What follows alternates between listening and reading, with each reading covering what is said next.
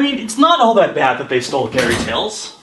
I mean, they did steal Sleeping Beauty twice, and Alice in Wonderland twice, and they're remaking The Jungle Book, and Cinderella, and Beauty and the Beast.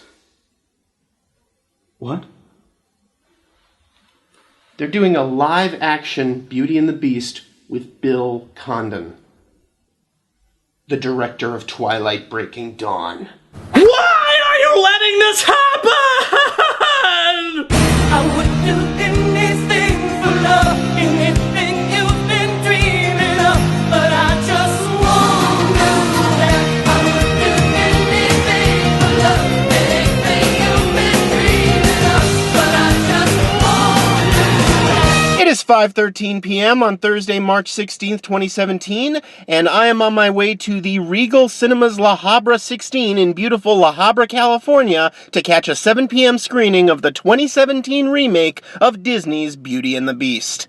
I'm some jerk with a camera, and welcome to One Movie Later, where I compare and contrast my preconceptions and postconceptions of movies in theaters now. So, did anybody, ask for this? Disney has been on a huge remake spree of their own classics from their animated canon. It kicked into gear with Alice in Wonderland in 2010, and then it kicked into even higher gear with Maleficent in 2014, and since then it's been about one or two a year. And, as with anything, there have been a few good ones and a few bad ones. I mean, I really liked the Jungle Book remake last year, and I still haven't seen the Pete's Dragon remake from last year, but I've heard that one was actually pretty good. But in those cases, every remake has to answer the why question. What are you bringing to the table that the original beloved classic did not? And in those cases, Jungle Book and Pete's Dragon were, both fun movies if you saw them at just the right age, but objectively viewed as an adult, Jungle Book is a far better movie, the 67 Disney movie, than the 77 Pete's Dragon. But they're both kind of light on story, and in Jungle Book's case, that was on purpose, because Walt specifically wanted it to be really light on story. But in the case of 1991's Beauty and the Beast, that already had a great story. That was already a very well-told tale as old as time. It was the first animated feature nominated for Best Picture at the Oscars, for God's sake. I know there have been a million Beauty and the Beast movies, and this is just 1,000,001. That's the point me and Kyle arrived at in our co-review. Spoiler alert for a 3-year-old internet video. But based on the advertising so far, this one is taking so much from the 91 animated version that it almost feels like, what's the point? Because it doesn't look as cool as, traditional hand-drawn animation did. The Belle sequence that was released online basically just looks like an episode of Gallivant. There was no hero quite like Gallivant. That could just be Disney's marketing department saying, just throw everything in there that reminds them of the 91 film that everyone loves, and then we'll put asses in seats. It's possible that this film does have a whole different take that's worthy of its own movie, and the ads just aren't showing that, but I gotta say, if that much derivative shit is in this movie, it doesn't look all that promising. Some people online have said, it looks like Gus Van Sant's Psycho, and it's not that bad. There clearly is a little bit of originality to it. I'm just worried whether or not it's going to be enough. Each cast member looks like they were chosen for how famous they are, rather than how well they can portray the character. Emma Watson is obviously a really great actress, and she certainly looks the part, but if they're really going to do this as a musical, much less as the musical from 1991, the question of whether or not she can sing has to enter the picture, and from the Belle clip released online, she is very clearly auto-tuned. There goes the baker with his tray like always. If you absolutely had to make this kind of movie, where you had to cast a live-action Gaston, it seems to me they did themselves a colossal disservice not casting Bruce Campbell. Bruce Campbell basically is live-action Gaston. I don't care how old he is. It makes even more sense for Gaston to be really old, honestly, because that makes him even creepier. And it would make more sense that the town would view him as a legend and not just some hot guy. Josh Gad as LeFou, though, is a really good choice. In fact, I dare say it's the best choice of what I've seen so far. Now, I understand that Jerry Orbach is no longer with us, so he can't play Lumiere anymore, but David Ogden Stiers and Angela Lansbury are both still alive and working, so Da fuck. I'll just say it, I really don't like the design of the new Beast. He looks like Groot with hair. I'll admit the production design looks pretty, but as we all learned from the Haunted Mansion movie, that does not a good movie make. The director of this is Bill Condon, who also directed the last two Twilight movies. He also directed Dreamgirls, so of course he has some experience in underwhelming musicals. Now, I read that they went into the notebooks of Howard Ashman for this film and dug out some verses that he wrote for some of these classic songs that didn't make it into the original film, and they put them in this new film. Now, that's interesting and intriguing, but maybe there was a reason some of them didn't make it into the original film. I mean, have we learned nothing from Human again? And of course, the big elephant in the room that everyone won't shut up about. Apparently, there's a scene in the new movie that outright says, not just implies, but outright says that LeFou is gay for Gaston, which was always kinda subtext. A drive-in in Alabama has banned the film for that specific reason, because God forbid a movie about bestiality should have a gay character. And of course, who has more power and more ability in 2017 to throw their considerable weight around the movie-going industry than a drive-in? And of course, as we all know, drive-ins are an absolute bastion of morality. I mean, you've seen Grease. You know, the 1991 Disney animated movie is such a perfect lightning in a bottle movie. It was such the perfect confluence of talent and ideas, and, you know, just Disney themselves tried to replicate it for about a decade after its release and couldn't quite. I mean, the directors of it, Gary Trousdale and Kirk Wise, tried to replicate that formula, kind of, with Hunchback of Notre Dame, and that didn't work as well. But I will say this, right now at Fantasyland and Disneyland, there is an eatery called the Red Rose Tavern, formerly the Village House Eatery. I got to eat there last week, and it's really, really good now. I mean, good for Disneyland counter service, of course. And I see no reason why they ever need to change it back to Village House, because the original Beauty and the Beast is still a revered classic, even if the remake doesn't do well. So if this remake is responsible for nothing else, I'm glad it finally gave us good food at Fantasyland for the first time in ever. Is this yet another remake that has no reason to exist, or did they actually pull it off? Only a tale as old as time will tell. They're not even. Okay, we just saw Beauty and the Beast, parentheses 2017, close parentheses. You guys introduce yourselves? I'm Luke Ski, a person who works on Mighty Magiswords. I'm David Doggins Gansel, the person who talks about things sometimes when there's a camera there. I'm Emma Watson, but they advised me to go by a different name to avoid the press, so I go by Kitty. Hello, Kitty. And I'm the Wire of the Idiot's Lantern, aka Morgan, aka Sir Barely Appearing on the Internet. And joining us today, live via Skype from New York City, It's Saturday night! it's live from New York, it's Saturday night, yes. I estimate roughly half of my viewers first heard of me through this guy's review of Jean Cocteau's 1946 classic La Belle et la Bête, which he was kind enough to make a massive three-part musical co-review with a wacky little upstart theme park reviewer named me. Ladies and gentlemen, Kyle Kallgren. Yay! It's good to see you guys. It's been way too long. This is Jody, my girlfriend. You can follow her on Twitter right now. Your Twitter is Riot Glasses. Riot Glasses. She's a stand-up comedian and a podcast host and a writer, and I love her. Okay.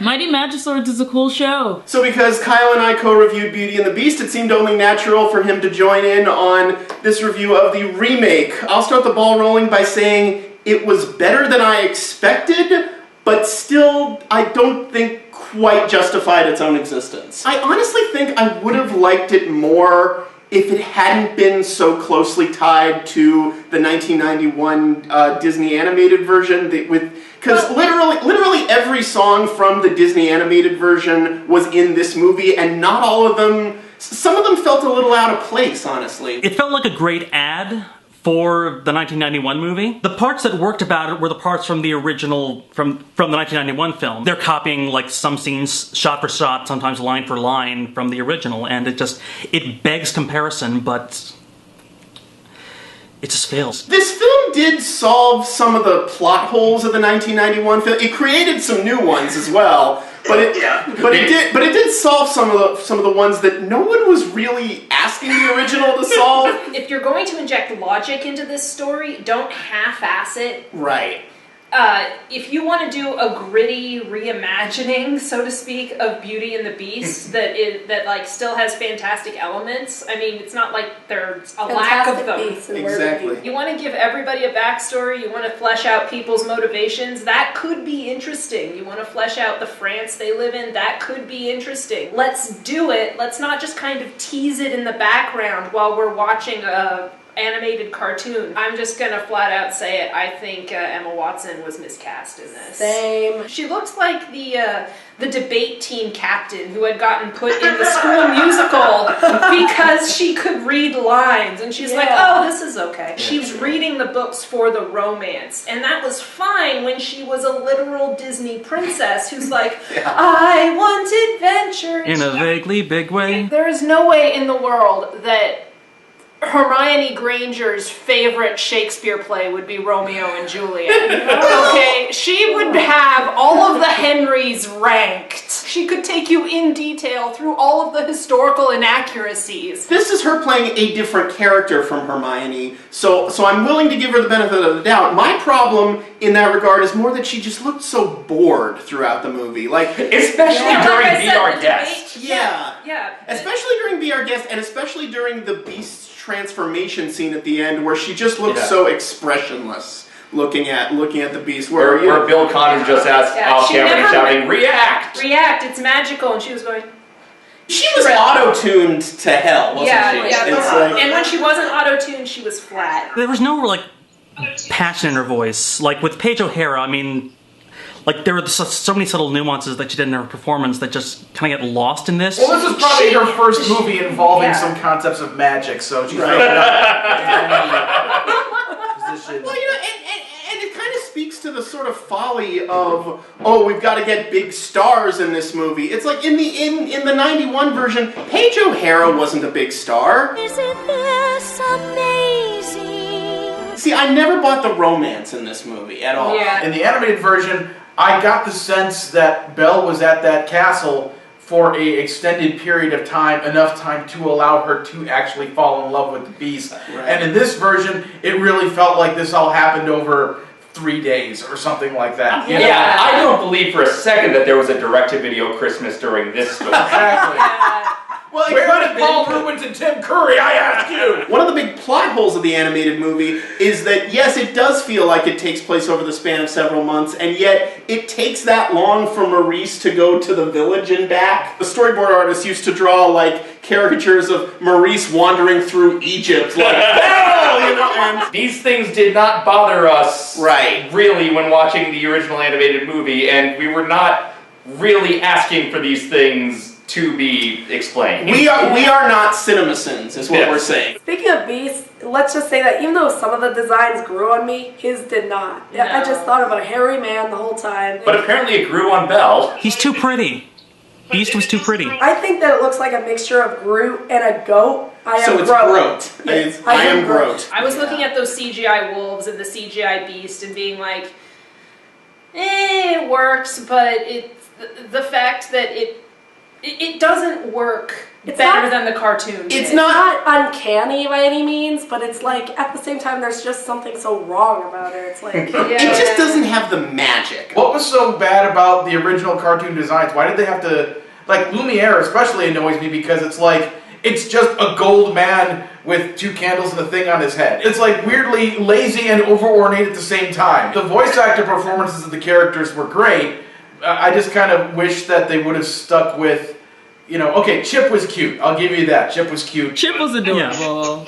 And he was like a little skater boy. He was like skating on that saucer. I thought Emma Thompson overdid the Cockney accent a little, but other than that, I was surprised how much how well Ewan McGregor, for example, did as Lumiere. I thought his vocal performance was really great.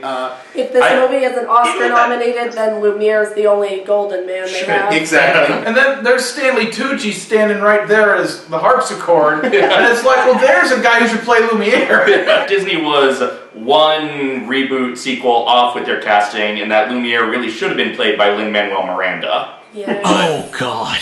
Ewan McGregor. Yes. The Be Our Guest sequence, which Right. was pure electricity in the animated film. I mean, you watch that sequence now, and it's from the very moment Lumiere starts dancing, it's like, oh, this is going to be good. Oh, this is great. And with this one, it was just like, It was over the top. it was over the top, but it was intentionally trying to outdo It was just something that trying you to- could never outdo. It was just throwing everything at the screen all at once, and it kind of just all amounted to this storm of sound and fury signifying nothing. Did anyone else notice how bad the golden gown looked? I mean, it was so... I mean, I've seen more convincing princess gowns on models at Comic-Con. Like, I mean, people have sewn better gowns than this. Yeah, every Why was it Comic-Con bell dress I've seen was better than that dress. Yeah, why was it chiffon? And why was it layered like that? I mean, it counteracted, like, no. Generally, I enjoyed Kevin Kline as Maurice, and He was unrecognizable. I intentionally was avoiding watching commercials and spoilers and cast lists and stuff beyond what I just picked up secondhand, because I thought that would help me enjoy the movie better, and it did. But I didn't realize that was Kevin Kline until I saw the closing credits. I'm like, that was Kevin Kline? Oh my god! it wasn't actually Kevin Kline. It was Yeah. the real president from Dave. Oh, but- okay. Well, I took Not it, my president. or the real president from Wild Wild West. The clue for me was when he was on horseback and he was, running away from the wolves, and he just looked over his shoulder and went, "Asshole!" That was when I knew it was Kevin Kline. I guess we should talk about the controversy that LeFou is gay now. It made sense for the original character to be that sycophantic and that, fawning over him. He has a whole song fawning over this guy that he ostensibly works for. It fits the character. I just flowed so seamlessly into the story they were trying to tell. LeFou was the best damn thing about this movie. Yes, he got all the best lines. In the original movie, he's just the bumbling comic relief idiot. And here, Gaston's just the bumbling comic relief idiot. And He's his own devil. LeFou's the only thing propping him up most of the time. LeFou is the only sane man in the village. LeFou's only blinded by his misguided love. Right. And his bite. It's like, And in the aren't end, we he all? If none of that, supposed controversy had cropped up at all, and I had just seen this, I would never have thought or assumed that that this version of LeFou was gay, because LeFou was just an acolyte of Gaston who thought he was the best thing ever. If that was their intention in the script or the motivations or whatever, it's like, I'm fine, 100% cool with that. I just think that the controversy blew way up into something that it wasn't. It's like... It's kind of like the Ain't that lesbians always in the Finding way? Dory. Yeah. Exactly. Maybe this is just me being a dumb straight dude, but it did seem throughout the movie like Josh Gad was kind of playing him gay, like just in his kind of general mannerisms. Camp. Yeah. Affected camp was definitely part of it. The other big hype ahead of time was that Belle would be the inventor instead of Maurice, and that comes into play in exactly one scene, Which doesn't really which matter barely at all. affects anything. In 1994, they did the Beauty and the Beast Broadway musical, where Tim Rice co-wrote with Alan Menken like 6 new songs, and none of them are in this movie. Although one of them, you hear the instrumental. There's an of it. instrumental of one of them. There's an instrumental of one of them, but there were new songs written for this movie which seemed to take the place of some of the songs written for the Broadway musical, and it's like, dude, you had that perfect song in the Broadway musical, why not just use that? Well, because they're being greedy and they're going for They want best song Oscar. They want another Best Song Oscar. I don't remember any of them. They're not better than the new songs from the Broadway show. Given how many posters of this movie involved mostly focusing on the rose being encased in the glass vase, I was so disappointed that it wasn't about a rose trying to escape from a glass prison. You know what they do to roses in prison, man? I'll never survive. That would give a whole meaning to the meaning deflowered. If you've seen the original 91 version, well, I keep saying original. I did the same thing. The definitive version. Well, Well, definitive argument. the definitive Disney version. True. It's trying so hard to be the 1991 version that it's really kind of pointless to compare it to anything outside of the 1991 version. Like seeing a stage revival of a musical you saw once when you were a kid. Overall, I liked it more than I thought I was gonna like it. Nothing about it offended me that it exists. It's fine. I'm happy if people want to go see it. I think people will enjoy it. Other than Josh Gad's performance, I wouldn't consider it like a must-see. If you don't have kids and they're not begging you to see this, then it's a rental. I guess it's worth seeing, I guess, once if you're just really curious, but otherwise it's just like you're just gonna want to watch the animated film again. Like, I didn't hate it, I just kind of felt like a lot of stuff worked, but I felt that a lot of stuff was better in theory than in practice. I think it's going to go down in history as a historical curiosity of the era when Disney was just remaking all of its eternal animated classics. It's not gonna be, even if it does really well, it's not gonna go down in history in the same way, I don't think. It's gonna be a great piece of Disney Apocrypha. It's fine, basically. It's fine.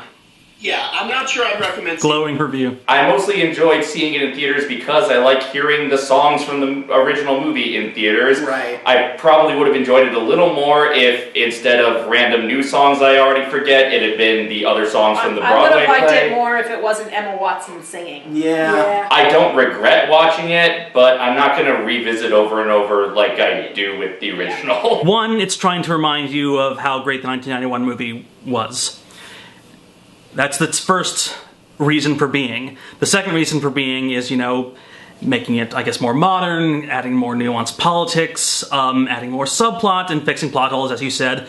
And in doing so, those two things conflict too much. It's caught between its own slavishness to the own original and its own desire to be something new. And it doesn't resolve. I will only remember this version because of what it borrowed from the 1991 version. Watch the 1991 version. Yeah, I mean, I didn't grow up with this, didn't grow up with the movie, and didn't really know it very well. So when I watched it, I couldn't really remember anything specifically from the older one. And when I said, I had a good time, I liked things, the first thing that Kyle said was, whatever you liked about this movie, you would probably like about the original one.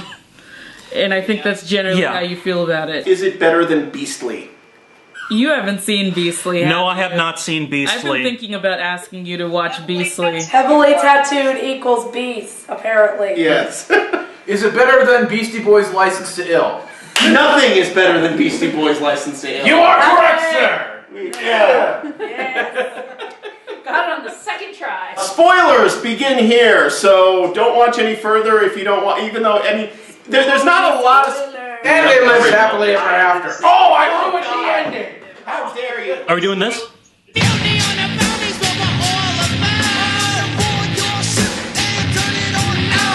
I don't think any kid watching the Beauty and the Beast movie in 1991 was saying, but why don't the villagers know about the prince who went away? Or so, did you really need, and she put the spell on the village that erased their memories too. Yeah, but It's I like- liked the payoff for that because it kind of came back at the end and it made the ending more emotional, like when Mr. Potts finally reunites with a wife and kid that he just forgot he had. Did Cogsworth need a wife, though? I was expecting Cogsworth to end up with LeFou. I wanted that too. Well, you can't have two gay couples. That's just Ian ridiculous. McKellen's only gay in real life. You can't have him as a fictional gay. The only, directly gay thing we see him do is that split second of him dancing with the dude at the end of the movie. And also there was that scene where people were just like, oh yeah, you're too good for him. It was clear that people could tell that he was in love with him. He sees Gaston punch a guy and fucking leave him to die, and that's okay, but the moment he betrays him, that's the point where he's like, okay, I'm done with you. Selfish as it is, that makes sense because he was kind of trying to fool himself the whole time into believing that Gaston loved him back. True. And when Gaston just walks away from him in his moment of need, he's like, oh, I wasn't doing all of this for love. You really just were an asshole. We actually do get a backstory for Gaston. He's like this psychotic... He's a veteran. He's a veteran in some unnamed war. Who went full on Hurt Locker and is now only turned on by killing things. Yes, the Gaston scene where he officially proposes to Belle. It's like in the original, the animated Gaston just kind of went full rape culture on her, and just was talking about how great it will be for me when you are my wife, and you're, he can, and he's such a cartoonish buffoon. And here, he's basically doing the non-song version of Settle For Me from Crazy Ass where he just says, you know what happens to spinsters when they get old and don't marry? It's either this or beg in the streets. And he's making... a depressing amount of sense? Kind of, yeah. He's still kind of being an idiot in a sense. But then it doesn't make as much sense for Belle to go into the song, Madame Gaston, can't you just see? It's like, there's not enough contrast there. I did kind of like how they did the Gaston number. They do kind of a cross between a sword fight and a dance. Yeah. So it's like two different kinds of choreography at the same time. I'm like, that was kind of fun to watch. To me, it felt like it was in a bar, but it was like people drunkenly reenacting the song. Yeah. That's why it felt Which kind of added to the effect. So, Tony, I gotta ask. Did you notice the Jean Cocteau references? Well, I noticed they brought back the rose subplot of asking her father for the white rose and all that. Kevin Kline, as Maurice, goes up to the castle. He knocks on the door, and then he looks at these giant sconces shaped like human hands. Yes, I caught that. I caught that. I just thought, oh, that was very nice in your movie. And they move Okay. in the fight scenes. They move. They're like hitting people with their sconces. There's also like some of the design of the gardens outside were based on the Cocteau film. Like there's a statue of a stag that shows up for like half a frame. I did like the idea that around the castle it's always snowing. That was pretty cool. Oh my god, it's in Narnia! It was always winter and never Christmas. After Belle takes Maurice's place in the dungeon, in this version, it's not the Beast that puts her in the nice bedroom. It's, Lumiere and Cogsworth and everyone. Yeah. And they do it behind his back. And it's like, to me, that was a crucial moment in the animated film because it was the first inkling of maybe this guy's not that much of a dick. Seriously. And you kind of needed that, I think, to make the transition a little more believable. And here, he just...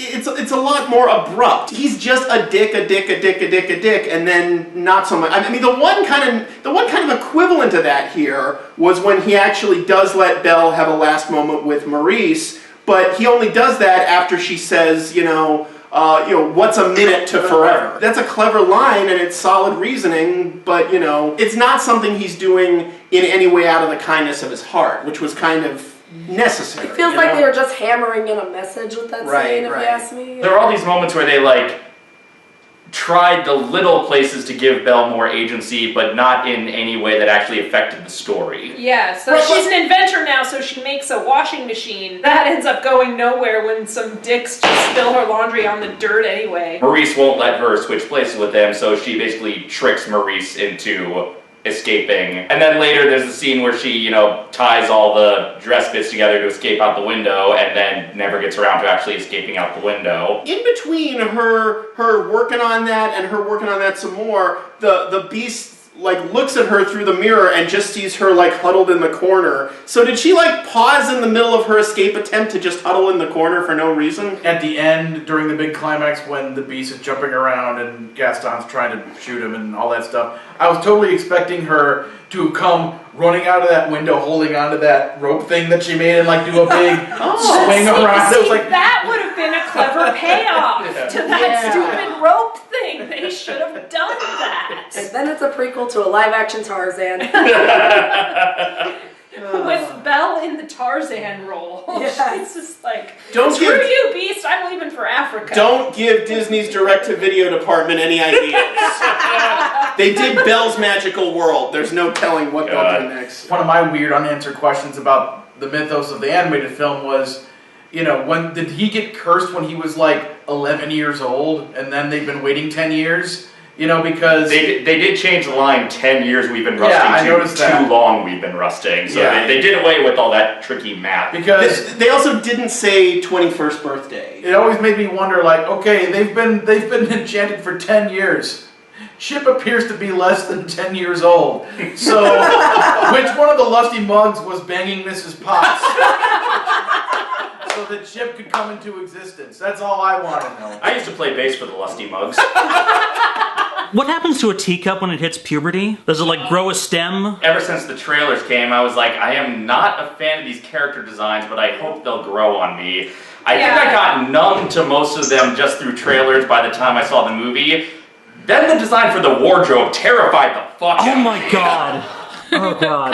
Kyle was I talking about couldn't this. handle the Audra McDonald cabinet. It was like being very gradually swallowed by the comfiest mouth in the world. I don't know. That's a terrible metaphor. 3 townsmen who were attacked by the wardrobe. Actually, And one of them really liked it. yeah, one of them enjoyed it. Like, that's the Which was a face nice of a event. man who is realizing something about himself. But in all, they never really set up how the rest of the town sees Maurice. Right. Because in the animated movie, they just have the line about, that crazy old loon early on, Yeah. but the first time we see anybody else acknowledge Maurice's existence is when he runs into the tavern after Gaston. Right, and here. plus he's Kevin Kline, and he seems totally lucid. So the idea that they would just all of a sudden decide to commit him on Gaston's say-so, when it seems like, especially since Gaston's awfulness has been so much more overt in this version. Yeah. I mean, I can understand kind of why the hormonal ladies would still be swooning over him, but at the same time, he's not the universally beloved town figure. Well, it kind of is. He's a war hero for them. So that kind of explains Yeah, but they it. didn't really establish that. They did. It makes me wonder why Agatha, I wonder why she didn't even bother saying, yes, it's true, he was tied up. Like, Yeah, pull out the rope. Show them that. She was waiting for her big magic moment. We see him working on that elaborate clock of the family Yeah. inside the windmill. And then later we find out that that's kind of where they lived, in that old windmill. That's where their apartment was. That's right. Because you could see the turbines. They Moulin Rouged it. They Moulin Rouged a lot of things. Did anyone catch the very subtle Moulin Rouge references in the Be Our Guest number? Like Cogsworth wearing the same turban that the Raja wears? I did now. I'm assuming that's why they cast Ewan McGregor. The Be Our Guest scene had the running gag of Belle constantly trying to eat, which was a joke I made when I ripped the Disney World Beauty and the Beast show. So I think Disney's watching my show, and thank you for not suing me yet. God damn it, let the woman eat! Well, she hasn't eaten since she got here. It's probably been a few days. I don't think we necessarily needed the subplot about the dead mom. Two dead moms. Two dead moms. Two dead moms. Coming soon to CBS. Well, Two I dead was waiting moms. for them to bring up, like, have their Martha moment where they're like, your mom's dead, my mom's dead. We just become best friends. Yup. In that scene where she just starts randomly quoting A Midsummer Night's Dream, and then he finishes the quotation, then he starts, like, mansplaining Shakespeare to her. Hashtag beast-splaining. Well, obviously, your favorite is Romeo and Juliet because women. You just turned to me and said, Kyle, it's you. It does change their dynamic when so many versions of the story have Belle teaching Beast to read, and in this version he's already quite well read. You'd think he would already be very well educated. I mean, he is a nobleman, and he has that library, so... What would his favorite Shakespeare play be? I don't know. Something with lots of swords and killing in it. Something about a lonely guy. Like Hamlet? Like Hamlet. Or Yeah. Richard II, like that has a whole monologue about a guy being in prison. There are 2 places in Belle's new bedroom at the Beast Castle where they play the instrumental of Home from the Broadway version. You're reminding you, yeah, we know these songs exist, we're not going to use them in full, but... Right. And there was one other, Belle has one new song where one of her lines she mentions a change, like she sings the line "A Change in Me," which is the title of one of the other songs from Broadway. Although that song, fun fact, was not in the original Broadway show. Oh, really? It was added for a revival when they cast Toni Braxton as Belle. Interesting. And she says, I'm Toni Braxton, so if I'm going to be doing this, you got to write a new song for me, and that was A Change in Me. There was the song in the movie, and then it was over the ending credits, and I've already forgotten it. Right. I just remember that it kept trying to be, now at last I see the light, Yeah, but they never quite got there. When Beast first started singing it after Belle left, you know, my brain goes, dude, you have If I Can't Love Her. Yeah. What are you doing with this? What are you doing with this trifle? Yeah. Although the lyrics of Evermore are actually kind of interesting, which is where he's saying, you know, because I've let her leave, and I know, you know, she'll always, you know, haunt me forever.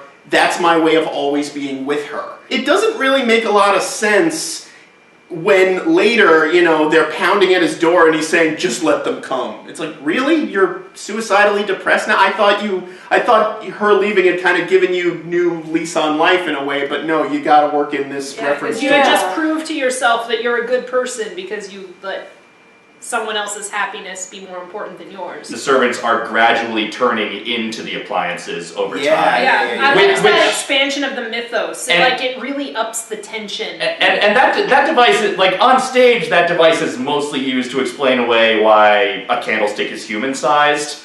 But here it was used to actually build towards a climax where everybody dies for a minute. That scene was heartbreaking. And it's specifically because they had added all these subplots and we had gotten to know these characters better and their relationships with each other. They made the Enchantress her own character. Yes. I think she was a mistake. I think she's Uatu the Watcher, except she affects the story a little more than she should already. She rescued Maurice from being tied up, and she was literally just the Deus Ex Machina getting people out of jams in this movie. And it's like...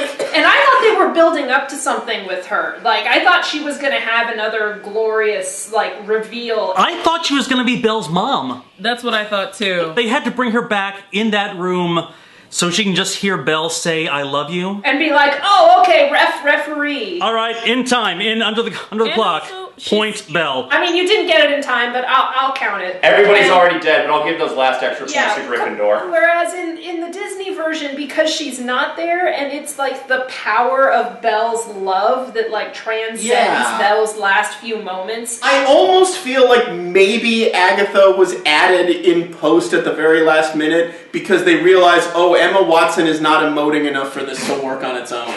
That makes a depressing amount of sense. She just shows up on screen and she gives somebody a look and it's like, oh, there's the Enchantress. She's right there. If there's an Enchantress, she's right there. How do you guys not... Do you guys see...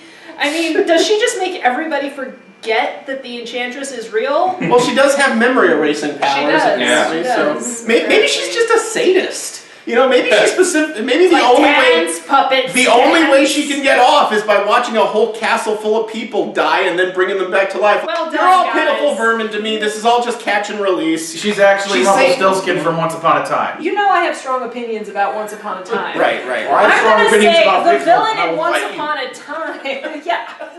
You want to go? I want to fight you. Stop fighting in front of Kyle! Okay, stop fighting in front of the kitty. He started it. What's Once Upon a Time? We were just watching Once Upon a Time the other day. You were. And you were there too. Theoretically. The town is called Storybrooke. I can't get past the... The Enchantress showing up at the end is another thing they do in the Disney World stage show. Oh. But there, it's not like she does anything. She just dances in front of the curtain to distract you from the fact that we're swapping out actors here. The prologue in the animated film, which was just told through, stained glass windows. It was perfect. Here they make it a whole live-action sequence, and it doesn't work at all. It feels weird seeing other human beings besides Belle at the start of it. Yeah, we don't meet her for a minute there. I'm gonna say I kind of understand the logic to this one just because it gives us a glimpse of what they've lost. Except that we don't even really get to see them. We see Audra and we see Stanley, and I don't know if we saw anyone else. Yeah, we don't see Lumiere or Cogsworth. It only existed to set up the fact that there's a cabinet and a harpsichord and they're in love and they should care about them later because they're the only furniture that you don't know yet. We basically just see the masquerade from Joel Schumacher's version of Phantom. Right. We see the Haunted Mansion movie opening. Yes. Oh, minus the boy. murder. So the Beast can teleport now. That's another thing. He has a magic teleport book. and it's torture because when he goes places, people laugh at him for being I horror. thought that was supposed to be... Is he a hologram? Is he what's... I thought he was He's a supposed Jedi. to be, because they didn't just travel through space, they traveled through time. The Beast is a Time Lord! I thought it was Okay. like an illusion that would mentally project you places. Did they so really that travel nobody does through time, anything. or did we just get a flashback when they travel through space? I was. It was confused not about what explained. happening. It was Very not well. explained. No. Well, no, they It's had dream to, logic. Sure, they had okay. to be physically there. Oh, because now they it's were touching dream things. logic. Dream. No, he picked up the. But where was the monkey? Didn't they take something from there? Yes, they took They it took that rose like rattle thing. Like, did. They actually out of time. The Easter egg from the movie The Hunchback of Notre Dame animated was in that one shot during that song Out There, we see Belle walking through the town. So when they cut to France and you see Notre Dame in the background, I'm like, please let them have an Easter egg of Quasimodo just like hanging out. Hey guys, how's it going? It goes full circle! I made a movie too! Because God forbid any movie, and I mean literally any movie, not be part of an extended universe. Not nowadays. But- Post-credit stinger with Mowgli showing up. I'm here to talk to you about the Epcot initiative. Can we talk about the plague? Alright. Can we talk about the plague, please? No one talks about the plague anymore. Oh, the mystery that did not need to be solved. The first thing that hits you is, oh wow, they went there, and then you think, why? What did that add? We've got magical enchantresses teaching, young princes how to not be dicks by turning them into animals. Don't you think your energies could be better concentrated on stopping the goddamn plague? Yeah. Why did the plague doctor leave his mask there? Why wouldn't he take that with him? Yeah, he's gonna need that more often. I guess the doctor just dropped dead, and so he's like, okay, I'm keeping this as a reminder of you, motherfucker. If someone finds this, man, their mind's gonna be blown. The plague plus Gaston being a veteran of some war, I mean, it could be the French and Indian War, I guess 7 Years' War. It puts this place in a time, in an era that we know about, like, historically, and Yeah. I couldn't stop thinking about Beast eventually facing the guillotine. I mean, the mental asylum exists. Well, he'll get a beast that looks just like him, who's working as a piss boy to, It's good to be the beast. Did you guys get the Boss Baby teaser beforehand with the Lumiere and Cogsworth fake out? Yes, we did. Is DreamWorks just gonna continue being petty to Disney just for the rest of eternity? They'll never stop. Never say. No matter how much they fail, like how many distributors have they gone through at this point? There's one more thing that we have to do in every episode of One Movie Later, and that is, what's the attraction? They're gonna make a Mission Breakout promo with I Am Groot. I love it. Just replace their princess merch with cheaper looking versions. There's, actors walking around, especially at Disney World and the whole new X section they put in Fantasyland. They got dudes walking around dressed as Gaston from the 91 cartoon. We need a walk around Josh Gad LeFou to hang out with him now. Yes. And just so they can rip off each other. That's what we need. The attraction is just opening Bippity Boppity Boutique up to allowing boys to dress up as princesses, just like the 3 townsmen who were attacked by the wardrobe. They recently, for a limited time, changed Pinocchio Village House in Disneyland to the Red Rose Tavern to promote Beauty and the Beast. Is it really only for a limited time? That's disappointing. Last I heard it was supposed to be for a limited time, and I'm hoping that's just a permanent change because there's no permanent standing Beauty and the Beast representation in Fantasyland in California. Well, also, and the menu's better now than it was It's before. better food. There's actually a decent food option in There's Fantasyland. poutine. For the best time. We have poutine. But A the Disneyland Epcot doesn't eatery. even have quick service poutine, even though there's a Canada Pavilion. They don't have fast food poutine. We have poutine in Disneyland I now. love my poutine. We only have poutine. Yeah. Poutine is LeFou's Canadian sister. A meet and greet with the harpsichord. A self-playing harpsichord that sounds like Stanley Tucci. If you stay too long, the Audra McDonald wardrobe just comes out and scares you, I don't know, and tries to eat your head with those terrifying curtain mouth. They're going to put it next to the walk-around Emperor Cusco, and if anyone tries to walk towards the harpsichord, he's going to go, hey, no Tucci. Thank you. Good night. You can walk back to Burbank. Turning that wardrobe into like some weird like fun house or like haunted house, that'd be cool. Where you just walk inside Audra McDonald and like explore her many nooks and crevices. Yes. Walk inside Audra McDonald. Broadway yeah. legend Audra McDonald. Yeah, do it. Well, as usual, you're all wrong. Because what they're going to do is every day at dusk, they're going to give the entire plague to Disneyland. And kill everybody's mother. It's always affecting me. Whee! Thanks, anti-vaxxers! Fucking cat flu. Can we do end title slates like they did in the movie where they're just like doing that sitcom roll call? Yeah, Kyle was was saying everywhere you look, everywhere during the entire thing. It was like a sitcom opening. That was bullshit. I get that they were going for curtain call, but if you're gonna do it like a Broadway show, put in some songs from the Broadway musical. Damn When it! you're trapped in a castle, all you gotta do is look around. Surrounded by people and more people who are actually objects, because why not? Because why not? Because why not? Because why It's not? a Beauty and the Beast, but we got Ron Perlman, and we're doing it, yeah, and we're gonna make it happen all night and day. Da da da da. Beauty and the Beast is filmed in front of a live studio audience. Da da da da da. Hey! Freeze frame. Come on, freeze frame. Oh. I don't know a way out of it. And she's buying a stairway to Heaven. Once Upon a Time, Sundays, 8 p.m. ABC. Watch it. You're not gonna plug the show you work on? The part of Cubert will be played by Cogsworth. Look at me, I'm a clock. Meow, I'm a kitty. Okay, never mind. Isn't he a beast, though? Fucking clock tease. TV's Crook and Rhyme, Monday nights at 9, Disney and Cocteau. Even the X-Men, it will never end. Disney and Cocteau.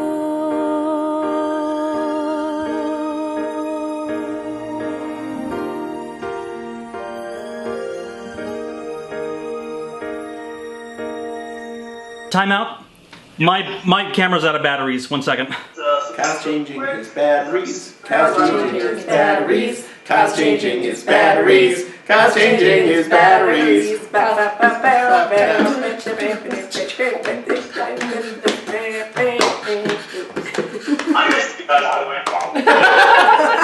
We miss you too. Cocktail, motherfucker. Changing my batteries. Not gonna be doing it.